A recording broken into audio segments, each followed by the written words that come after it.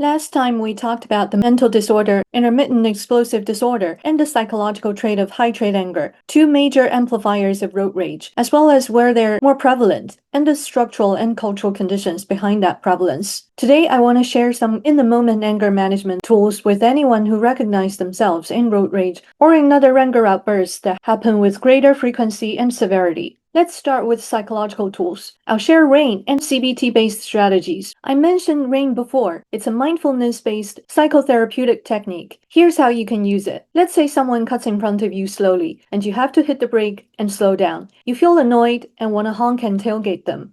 At this point, you can go through the recognize, allow, investigate, nurture process. Step 1. You recognize what is happening. I am getting angry. My chest is tight. My voice is rising. Step 2. You allow it to be there without trying to fix or suppress it. You tell yourself, it's okay that I feel this. I don't have to act on it. Step 3. You investigate with gentle curiosity. What am I afraid of right now? What does this anger say I need? Is it safety, respect, or control? Step 4. Nurture the part of you that is defending. This anger is trying to protect me. I can thank it and still choose a different response. It's easy, isn't it? You can run these 4 steps silently in your head while driving. Even a 30-second rain loop can interrupt the escalation. CBT-based interventions for high trait anger have also shown effectiveness. A simple in-the-moment CBT-based practice can go like this. Again, someone cuts in front of you slowly, and you have to brake and slow down. Before you respond, name what you're feeling. Say it out loud if you need to.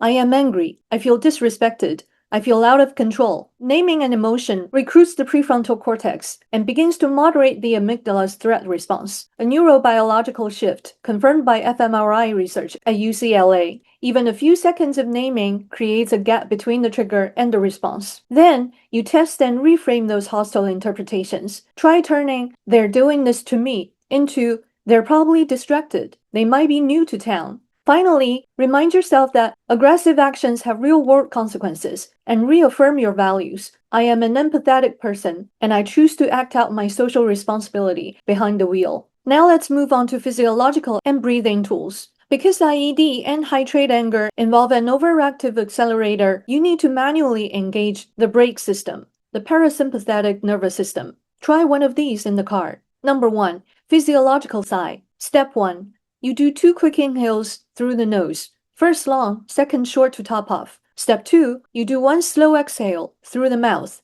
It's that simple. Repeat 3 to 5 times. This rapidly reduces physiological arousal. I learned the physiological sigh 5 years ago from neuroscientist Andrew Huberman's podcast, and here's how I do it.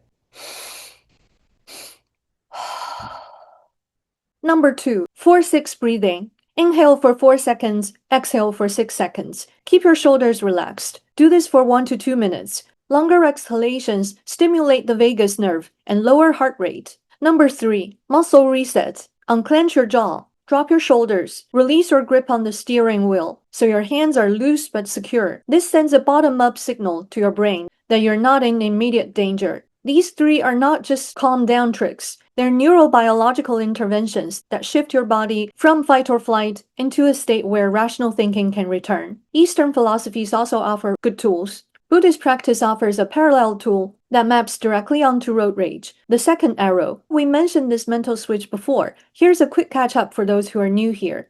The first arrow is the driver who cut you off, braked hard, or refused to yield. It may be unavoidable. The second arrow is everything your mind does with it afterward. The story about disrespect, the fantasy of retaliation, the 10-minute internal monologue about how people drive nowadays. The first arrow may be painful, but every second arrow after it is optional. You can ask yourself, which arrow am I shooting right now? Can I stop shooting second arrows at myself and just let the first one be? Another Buddhist tool is cooling the flames of anger, which combines the anger as baby teaching, popularized by Thich Nhat Hanh. First, notice the heat in your body. Breathe with the intention. Breathing in, I calm my body. Breathing out, I smile to my anger. Then, you see anger as a crying child inside you, not as your identity. That small shift from I am angry to there is anger in me reduces identification and gives you room to choose. Taoist wisdom also offers 2 complementary tools here. It teaches that reacting in anger hands control of your inner state to external forces,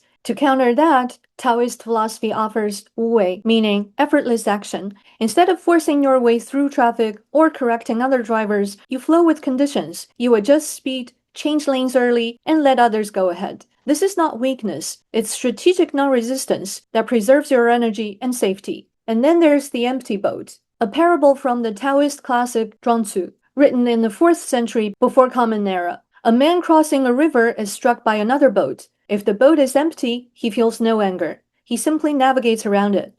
If there is a person in it, he erupts. Zhuangzi's point is this: the anger was never about the collision, it was about the assumption of intent. If you can see the driver who cut you off as an empty boat, the same event loses its power to penetrate you. That's all the tools I have to share today. If you find this useful, hit like and subscribe. And thank you. Your curiosity and willingness to translate anger are received and appreciated.